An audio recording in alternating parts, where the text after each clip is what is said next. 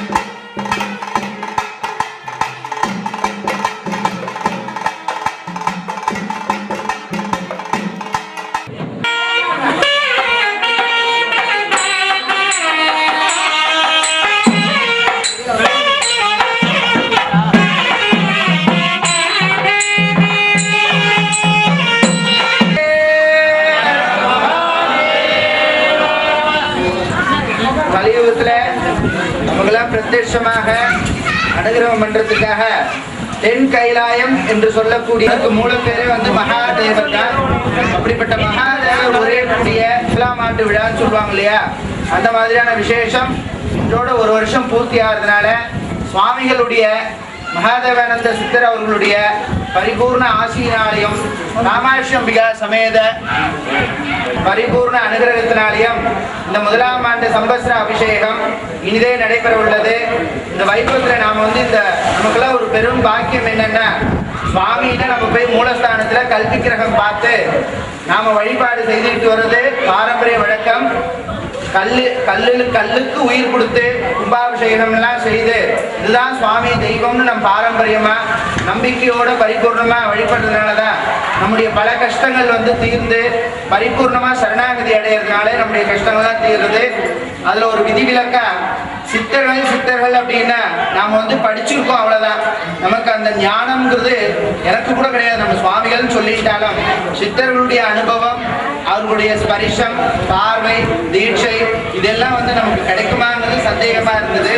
சாஸ்திரத்திலே பல வருடங்களாக அம்பாளை உபாசனை செய்து கூட எனக்கே சமீபத்துலதான் நடமாடும் சிவஸ்வரூபமாக அகத்தியர், திருமூலர், இடைக்காடர் இப்படி சித்தர்கள் வரிசையில கலியுகத்துல மலிஞ்சிருக்கிற அதர்மங்கள் எல்லாம் நசிச்சு தர்மங்கள் தலை காக்க அந்த பரமேஸ்வரனே மகானந்த சித்தராக அவதாரம் பண்ணியிருக்கார். நாம் செய்த பெரும் பாக்கியம். அவருடைய பார்வை நம் மீது பட்டாலே போறோம், நம்முடைய பாவங்கள் அனைத்துமே நசித்து போகும். அப்படிப்பட்ட மகா பவித்திரமான கஷேத்திரம். நாமெல்லாம் 1 மணி நேரம் பேசணும்னா பேசி முடிச்சோம்னா தண்ணி கொடுன்னு கேட்போம். காரணம் நமக்கு நாக்கு வறண்டு போகும், பேச முடியாது. ஆனா கடந்த 5-6 வருடங்களாக சுவாமி அவர்கள் ஒரு பொட்டு தண்ணி கூட குடிக்காம, உணவு எதுவும் உட்கொள்ளாமல் காற்றையே சுவாசித்துக் கொண்டு ஜீவிதத்தை நடத்தி கொண்டிருக்கிறது ஒரு பெரும் அரிய அற்புதம்னு சொல்லலாம். ஏன்னா இந்த மாதிரி யாராலும் இருக்க முடியுமா? நமக்கு ஒரு இட்லிக்கு சட்னி இல்லைன்னா தட்டு வாசப்படிக்கு கொடுது அந்த காலம் இது. டயத்துக்கு செய்யலைன்னா தட்டு பறக்கிற காலம் இது. சரியான நேரத்துக்கு சாப்பாடு போட ஏட்டி கோலங்கள் பார்த்துட்டு தட்டு தூக்கி அவன் தலையில போடுறான். அப்படிப்பட்ட காலத்துல சுவாமிகள் எதுவுமே சாப்பிடாம உலகம் நன்னா இருக்கணும், தன்னை நாடி வரக்கூடிய பக்தர்கள் குழந்தைகள் எல்லாரும் சேமமா இருக்கணுங்கிறதுக்காக தன்னை தானே வருத்தி கொண்டு ஒரு நாள் நெருப்பு மேலப்படுத்திட்டு இருக்கார். மல்லிப்பூ மேலப்படுத்திட்டு இருக்கிற மாதிரி காலத்துல சாமியார் கரை நிறைய பூவை கூட்டிட்டு மேல நடந்து வரணும் சம்பிரதாயமா. இவர் என்னன்னா லோகம் நல்லா இருக்கணும்னுக்க கணக்க அந்த கட்டி நெருப்பை பார்த்தோன்னா பயமாயிடுச்சு. திரும்பி எந்திரிச்சு பார்த்தா இது முதுகு சுட்டு பார்த்தா மல்லிப்பூ மாதிரி இருக்கு, நெருப்பை பார்த்தோம்னா பஸ்மமாயிருக்கு.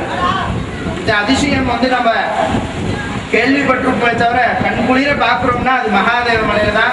அப்படிப்பட்ட சுவாமிகள் நிறைய ஊமை குழந்தைகள், பேச இயலாத குழந்தைகள்லாம் பேச வச்சிருக்காங்க. அது கொண்டு அவர் கோல் எடுத்துட்டு அப்படியே தூம் தூம் மந்திரம் எல்லாம் அவனுடைய கையாலேயே இடிச்சு மருந்து தயாரித்து, இதெல்லாம் எதுக்காக சொல்றோம்னா விளம்பரத்துக்காக இல்ல.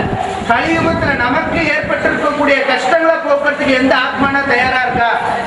ஒரு சாமியாரை போய் கூப்பிடணும்னா போஸ்டர் அடிச்சு ஒட்டுறியா, எனக்கு டீசலுக்கு பணம் தெரியா, கூட 10 பேர் வராங்க இப்படின்னு. ஆனா இவர் பத்திரிகையில பேர் இல்லைன்னா கூட பரவாயில்ல, ஒரு வார்த்தை சுவாமிங்க கும்பாபிஷேகம் டைம் கேட்கறதுல டேட் அந்த டயத்துக்கு கரெக்டா நம்ம சித்தர் இல்லையா அவருக்கு தெரியும். நானாக அந்த ஸ்பாட்ல நின்று கொண்டு அனுகிரகம் செய்கிறார். அந்த மாதிரி கலியுகத்துல கிடைச்சிருக்கார். நிறைய சந்தான பாக்கியம் கிடைச்சிருக்கு. அந்த மாதிரி மகா பவித்திர